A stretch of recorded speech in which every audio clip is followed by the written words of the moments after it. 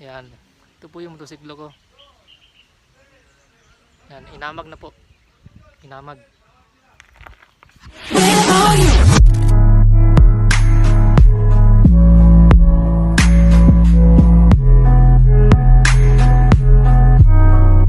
What's up guys? Magandang araw ho sa ating lahat. At magandang araw ho.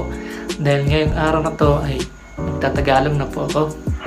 At excited lang po ako, no? Kita nyo naman po sa thumbnail. Yan po yung pag-uusapan natin kung paano natin makukuha yung motorsiklo or sasakyan nating na-impound sa RTA or MMDA. At dagdagan naman lang sa hindi pa nakakaalam kung anong ibig sabihin ng RTA. Ibig sabihin po ng RTA dito sa CDO ay Roads and Traffic Administration. At ibig sabihin naman po ng MMDA sa Metro Manila ay Metropolitan Manila Development Authority. Yan. So, ayan na po, no? Papakita ko po sa inyo yung violation ticket ko po. Ito po. So, ito po yung violation ticket ko guys, no? Ay, hindi pa pula yan. Ito pala. Ito po. Ito po yung violation ticket ko, no? City of Cagayan de Oro Roads and Traffic Administration Traffic Citation Ticket TCT 2020. So, date issue yan March 30, 2020. Dito na po papakita yung mga mahalagang information ko. Ito pa tayo, make, brand Honda, color ng motorsiklo black red, model XRM po yung motor ko. Place of violation kung saan ako nahuli dito sa Tablon National Highway Cagayan de Oro po yan po yung violation ko. No ORCR upon apprehension. At opo, wala po akong ORCR niyan kasi bago po yung motorsiklo ko. 1 month pa po yung motorsiklo ko, so hindi ko pa po nakukuha yung ORCR, hindi pa nila nabibigay sa akin. At kinabukasan po niyan, nagbayad pa ako agad, no, sa munisipyo namin dito sa Cagayan de Oro. Binayaran ko po yung violation fee ko. Ito po yung violation ticket fee o resibo. Yan, official receipt. Ito po March 31 ko po binayaran. Yun nga po, no, na-issuehan po ako ng ticket, nahuli ako noong March 30. So, kinabukasan ako nakabayad. So, ito po yung mga binayaran ko. Liquor road collection, 20%. Traffic violation, 300 pesos. 30% traffic violation, 450 pesos. 50% traffic violation, 750 pesos. Ito ang pinatatagal ko. Itong mga violation ito, pinag-iba itong percent lang. Alam yan guys. So, ito po yung total na bayaran ko lahat. 1.5 po. 1.5 po yung nabayaran ko lahat. Towing, lahat ng po yan. Diyan po yan.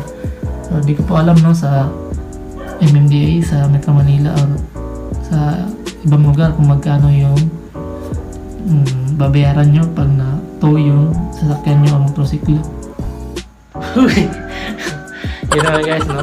March 31 ako nakapagbayad ng violation ko. So ngayon April 15 na po. Tama po, April 15, 2 weeks na po, hindi ko pa rin nakukuha yung motorsiklo ko. Bakit kaya? Ganito kasi yan guys. The day na nagbayad ako ng motorsiklo, hindi pala ganun kasimple. Para makuha mo yung motorsiklo mo, hanapan ka rin pala ng ORCR ng motorsiklo mo, sasakyan, bago ma-release. So, may papel naman ako yung insurance, tawag doon, insurance ng motor at weather, kaso hindi aprobado. Ang hahanapin talaga sa'yo yung yung tawag nilang certification galing sa kumpanya. Nung araw din naman yun ay community quarantine, sarado lahat ng branch ng pinagawanan ko ng motor. So ayun, 2 weeks ako nagantay So ngayon, mamaya ko palang makukuha yung motosiklo ko, no? Pag nakuha ko na yung certificate galing sa kumpanya.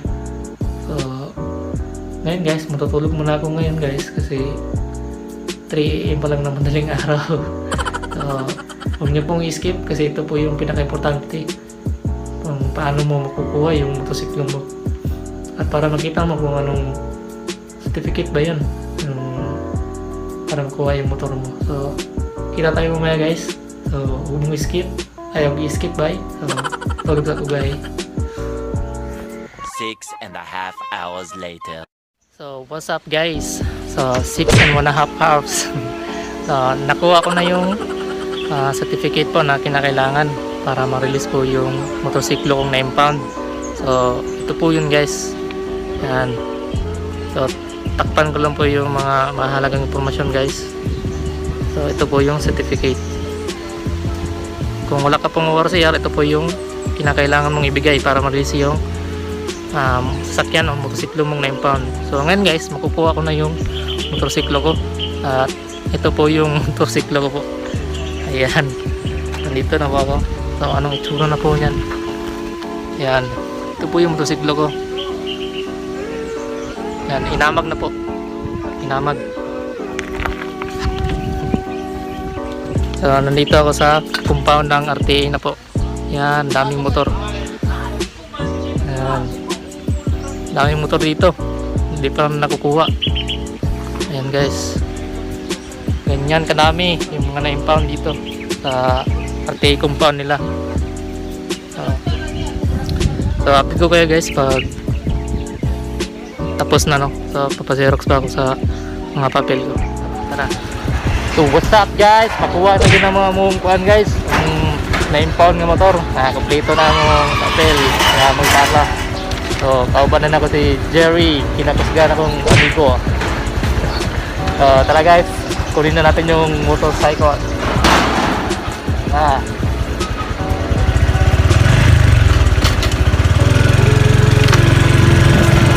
Punta kami ngayon sa impounding area. So kung saan nakalagay yung motorcycle na impound.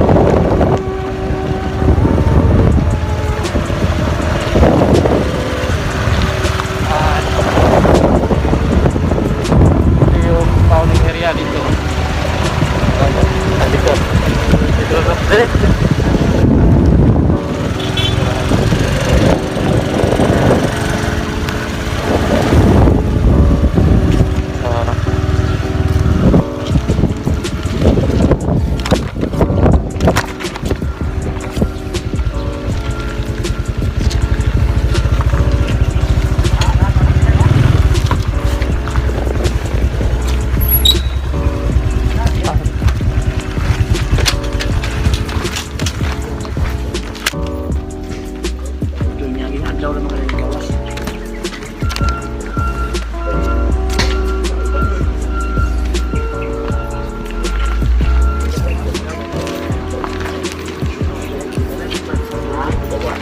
Sir, may buntag sir. Kok pa sir. Ayong motor sir ko. Kalak, muna ka to? Wala.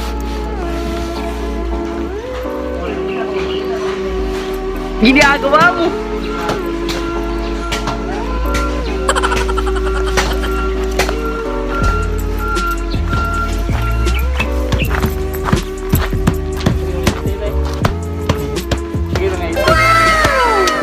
Karang motor guys. Ito yung motor ko guys. Daming ipot ng ibon. Yan. Pasok. Sir, betit ah. Bita ba? Meron lang.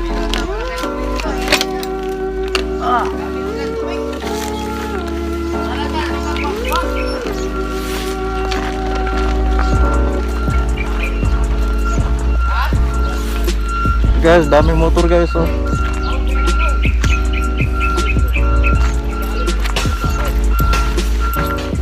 Ayun na nga guys no, nakuha na natin yung 9 pound kong motorsiklo.